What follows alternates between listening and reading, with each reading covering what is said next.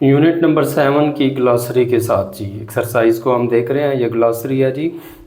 पहला लफ्ज़ है जी इम्प्रेसिव। आगे ये एमसीक्यूज़ में भी आ रहा है।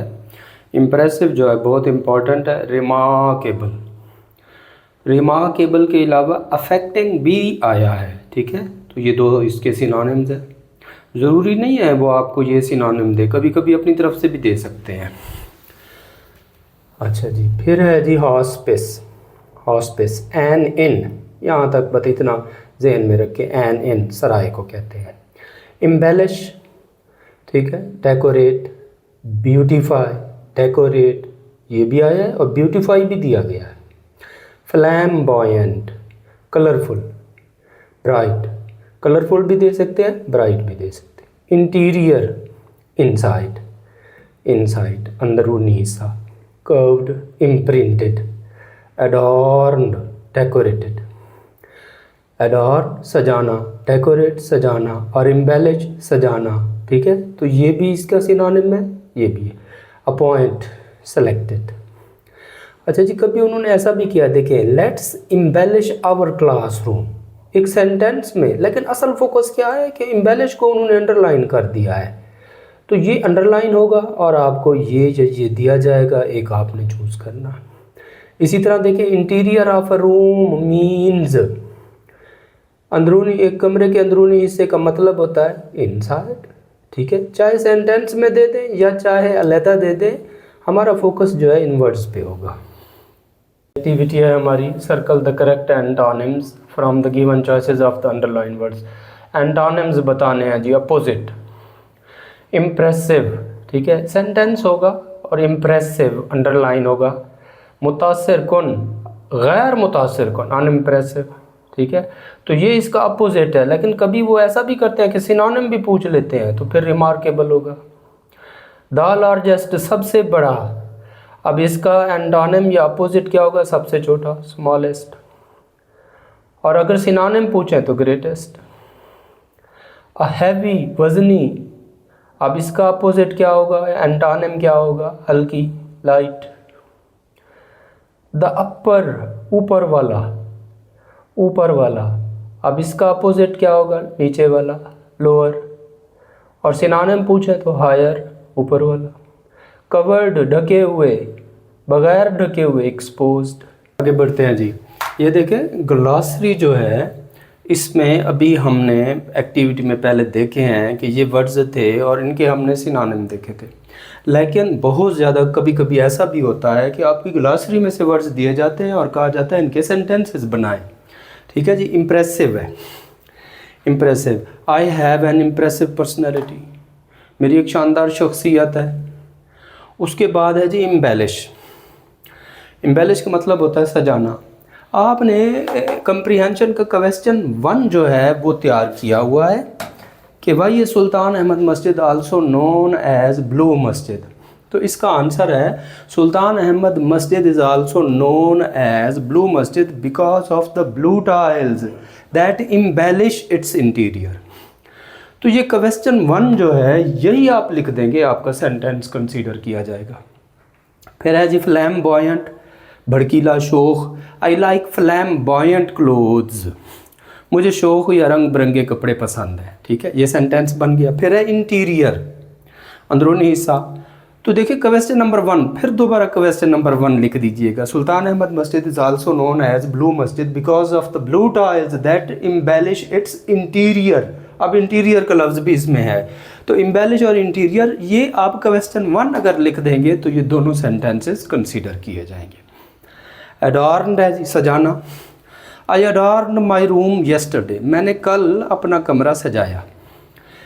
फिर है जी अपॉइंटेड, अपॉइंटेड मुकर्रर किया जाना। ये आपने कंप्रीहेंशन का क्वेश्चन 2 तैयार किया हुआ है। Who was appointed as the incharge of the project या आर्किटेक्ट ऑफ द मस्जिद, ठीक है जी। तो क्या है इसका answer? Sadfar Mahmad Agha was appointed as the architect of the masjid. ये जो दूसरा सवाल है ये आप लिख देंगे तो ये आपका सेंटेंस बन जाएगा, ठीक है जी। अच्छा, ये तो है ग्लॉसरी की एक्टिविटी। उसके बाद आप देखते हैं कि ये आपकी एक सी एक्टिविटी है। Use the following words in sentences, ठीक है। इम्प्रेसिव, डेक्सटीरियसली, स्पेशियस, ह्यूमिलिटी, फ्लैम्बॉयंट, ये भी ज़रूर करने होते हैं। अब इसमें से इम्प्रेसिव जो है ये आप सामने हम वाइट बोर्ड पे बना चुके हैं, ग्लासरी में भी है, और इसी तरह फ्लैम्बॉयंट भी है।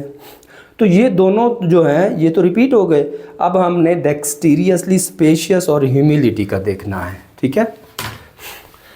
तो जी सी एक्टिविटी है डेक्सटीरियसली, महारत से। तो आप यहाँ पर देखिए, आई अडॉर्न्ड माई रूम येस्टरडे, इसमें माई रूम के बाद अगर डेक्सटीरियसली लगा दें तो ये भी आपका सेंटेंस कंसीडर होगा, ठीक है। या अगर एडॉर्न्ड आ जाए तब भी आप ये फुल लिख दें, और डेक्सटीरियसली आ जाए तब भी आप फुल लिख दें। आई अडॉर्न्ड, मैंने सजाया माई रूम, अपना कमरा, डेक्सटीरियसली, महारत से, येस्टरडे, कल। फिर है जी स्पेशियस, वसी, कुशादा, खुला।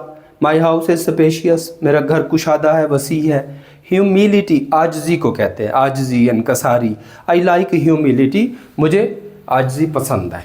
ये एक्टिविटी देखें जी, use the above degrees of comparison in sentences as given in example.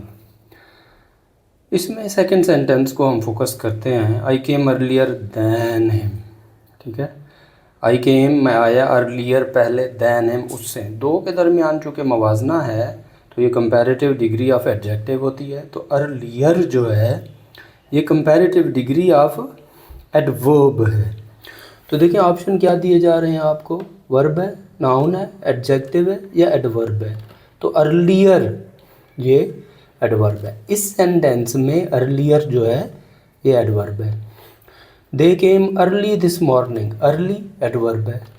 He came earliest of all, earliest adverb है। लेकिन अगर आपको दे दिया जाए अर्ली अंडरलाइन करके और ऑप्शन हो early is a degree of adverb, और फिर आपको कहा जाए पॉजिटिव, कंपैरेटिव और सुपरलेटिव, तो अर्ली पॉजिटिव डिग्री है एडवर्ब की, अर्लियर कंपैरेटिव डिग्री है एडवर्ब की, और अर्लीस्ट सुपरलेटिव डिग्री है एडवर्ब की। वरना अगर सिर्फ एडवर्ब दिया जाए तो अर्ली, अर्लियर और अर्लीस्ट, ये तीनों एडवर्ब। अब देखें ये तीन एग्जांपल्स में तीन सेंटेंसेस दिए गए हैं। I have been reading for 2 hours, मैं 2 घंटे से पढ़ रहा हूँ। Have been reading, have been reading. अगर हैज़, हैव, बीन और आईएनजी फॉर्म हो तो ये टेंस होता है present perfect continuous, present perfect continuous, ठीक है। प्रेजेंट परफेक्ट कॉन्टिन्यूअस टेंस होता है, ठीक है जी।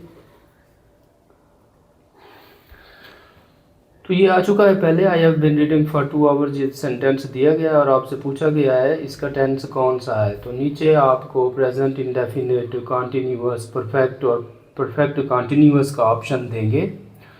तो हैज़ बीन, हैव बीन और आईएनजी फॉर्म हो तो ये सेंटेंसेस होते हैं प्रेजेंट परफेक्ट कॉन्टिन्यूअस के, तो आपने उसको चूज़ करना है। We have been studying since 9 o'clock, ये भी वी जो है ये हैव की शॉर्ट फॉर्म है, ठीक है, ये भी हैव है। तो have been ING form, present perfect continuous. For how long have you been learning English, have आ गया, बीन आ गया, आईएनजी फॉर्म आ गया, ठीक है जी।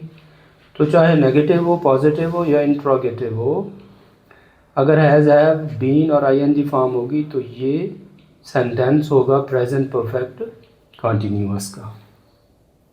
अच्छा जी, इसमें एक और ऑप्शन भी दिया जाता है, ये आप फॉर देख रहे हैं ना, फॉर 2 आवर्स है तो फॉर लगा हुआ है, और 9 o'clock है तो सिंस लगा हुआ है, ठीक है।